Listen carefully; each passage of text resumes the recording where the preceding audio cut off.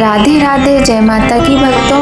आप सभी का स्वागत करती हूँ स्पिरिचुअल ज्ञान साधना में और आप सभी से अनुरोध करती हूँ कि स्पिरिचुअल ज्ञान साधना को सब्सक्राइब कर लीजिए और बेल आइकन को प्रेस कर दीजिए ताकि आपको नई नई वीडियोस का नोटिफिकेशन। देवी सर्वभूतेषु मां शक्ति रूपेण संस्थिता नमस्तस्यै नमस्तस्यै नमस्तस्यै नमो नमः।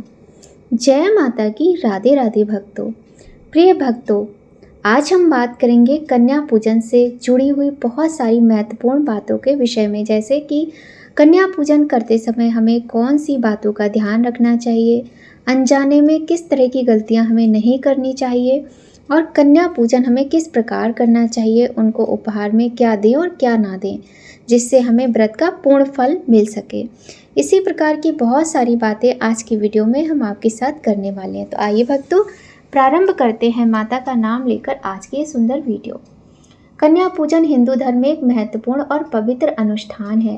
नवरात्रि के दौरान अष्टमी या नवमी के दिन शास्त्रों में कन्या पूजन का विधान बताया गया है। इस दिन देवी दुर्गा के 9 रूपों का सम्मान करने के लिए 9 कन्याओं को देवी स्वरूप मानकर पूजा जाता है। हालांकि धर्मशास्त्रों के अनुसार कन्या पूजन के दिन कुछ कार्य ऐसे भी होते हैं जिन्हें गलती से भी नहीं करना चाहिए। मान्यता है कि इससे पूजा की शुद्धता पर असर पड़ता है।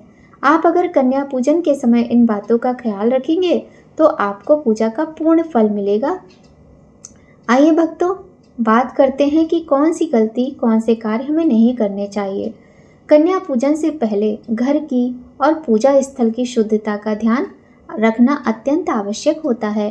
अपवित्र या गंदे स्थान पर पूजा करना अशुभ माना जाता है। साथ ही पूजा करने वाले व्यक्ति को भी स्वच्छता का पालन करना चाहिए। मान्यता है कि जिस घर में साफ सफाई रहती है उस घर में देवी देवता का वास होता है। प्रिय भक्तों, आप जिस आसन पर, चादर पर, चटाई पर या फिर दरी पर या गद्दे पर, जिस पर भी कन्याओं को बिठाएं, वो आसन, बैठने की वो जगह, सभी कुछ साफ सुथरा, पोछा लगा हुआ, धुलाई किया हुआ और धुले हुए आसन पर ही कन्याओं को बैठाएं और आप सीधे बुलाकर उनको ना बिठाएं। सबसे पहले उनके चरण धुलवाएं, उसके बाद ही उनको आप आसन पर बिठाएं। इस दिन किसी भी प्रकार का क्रोध, झगड़ा, अपशब्दों का प्रयोग आपको नहीं करना चाहिए। कन्या पूजन के दिन पूरे घर की सफाई होना भी अति आवश्यक है और भोजन भी।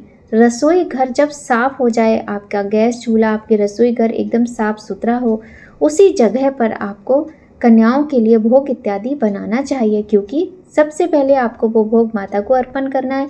फिर माता स्वरूप जो कन्याएं आपने बुलाई हैं उनको आपको वो भोजन करवाना है।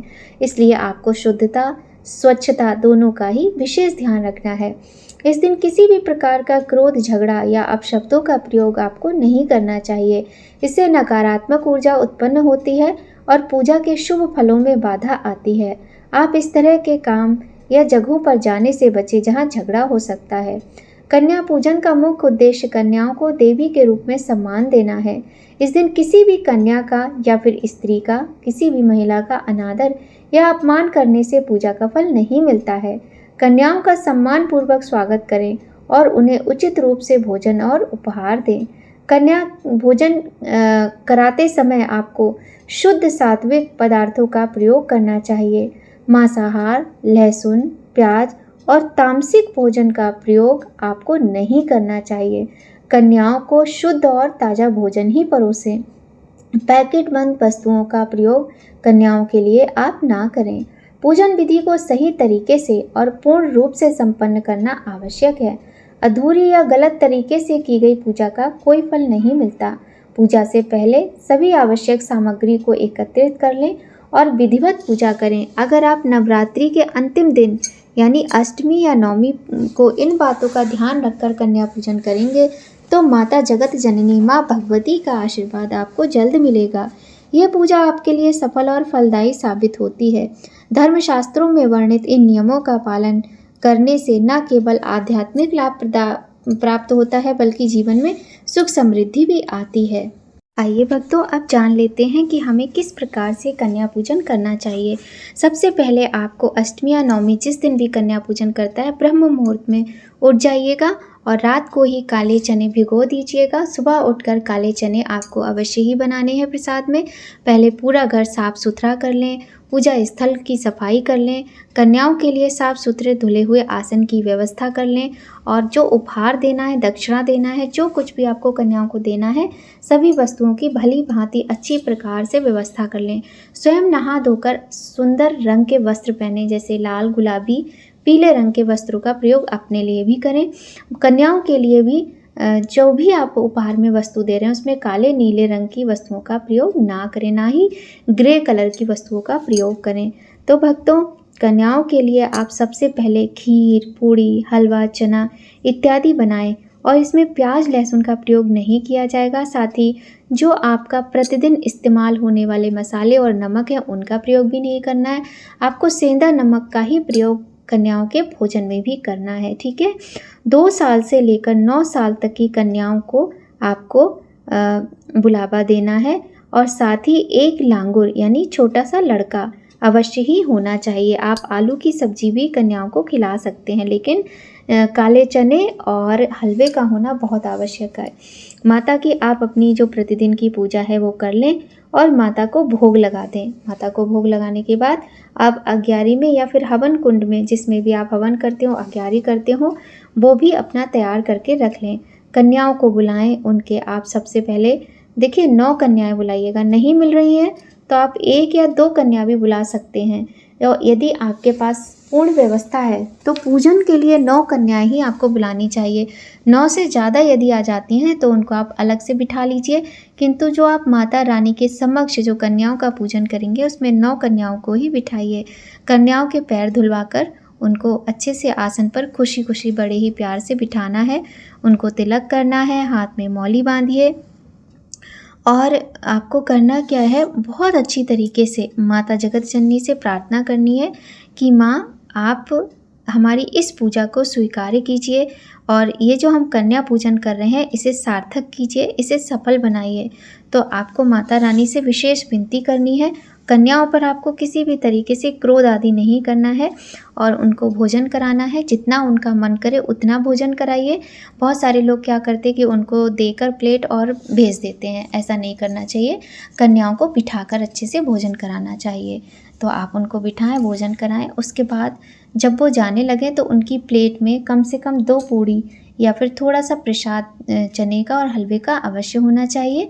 खाली प्लेट उनको या फिर खाली हाथ नहीं भेजना है। दक्षिणा के रूप में कुछ धन यानी कि 10 रुपये, 20 रुपये, 5 रुपये, 50, 100 जितने आपके बनते हो, आपकी जितनी अपनी पॉकेट अलाउ करते हो उतनी आप दक्षिणा रखें। एक फल दें, नारियल दें और कोई उपहार यदि आप लाए हो, जैसे पढ़ने लिखने का सामान होता है, नोटबुक है, पेन पेंसिल है, कलर्स हैं, बच्चे बड़े खुश हो जाते हैं इन चीज़ों से। ये सारी चीज़ें भी आप दे सकते हैं। स्टील की प्लेट्स, बर्तन दे सकते हैं, हेयर बैंड, रबर बैंड दे सकते हैं और जो लांगुर बच्चा होगा उसको भी आपको एक नोटबुक या फिर कोई भी खिलौना भी आप उसे खेलने के लिए दे सकते हैं। इस प्रकार से सबको उपहार देकर उनका आशीर्वाद लेकर उन्हें अच्छे से विदा करना है। और हाँ, कन्याओं की प्लेट जब आप लगाएंगे तो 9 कन्याओं की प्लेट लगाएंगे, 1 लांगुर की, तो उनकी प्लेट में से थोड़ा थोड़ा भोग लेकर आपको अग्यारी में अवश्य चढ़ाना है। सभी कन्याओं से माता रानी के जयकारे अवश्य लगवाएं और जब आरती करें, जब सारी कन्याएं आपकी इकट्ठी हो जाएं, 2 कन्याएं जिमा रहे हैं, 1 या फिर 9 कन्याओं का पूजन कर रहे हैं, आप सारी कन्याओं के साथ मिलकर जयकारा लगवाएं और माता की आरती करें। इस प्रकार से यदि हम कन्याओं का पूजन करते हैं तो माता रानी प्रसन्न होती हैं और पूर्ण रूप से फल प्राप्त होता है।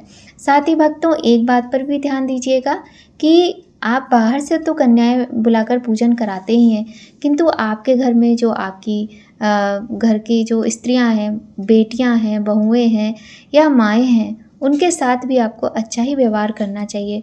सबसे पहले तो आपको अपनी जो स्वयं की कन्या हो, स्वयं की पुत्री हो, उसके साथ अच्छा व्यवहार करना चाहिए। उसको देवी स्वरूप मानकर, उसको लक्ष्मी स्वरूपा मानकर उससे प्रेम से बात करें, स्नेह के साथ बात करें और अपनी कन्या यानी अपनी पुत्री को भी उपहार अवश्य दें। इस प्रकार से यदि अपने घर की लक्ष्मी का जब हम सम्मान करते हैं, प्रेम करते हैं, तो हमारे घर में बहुत खुशियाँ आती हैं, हर तरह के कलह दूर होते हैं और चारों तरफ से तरक्की ही तरक्की होती है।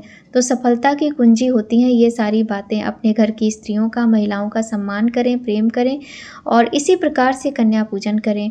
अगर आपको ये वीडियो थोड़ी भी अच्छी लगे तो लाइक करें। चैनल पर पहली बार आए हैं तो चैनल को सब्सक्राइब करके बेल आइकन प्रेस अवश्य कर दें। मिलते हैं आपसे नई कहानी, नई जानकारी के साथ नया वीडियो में।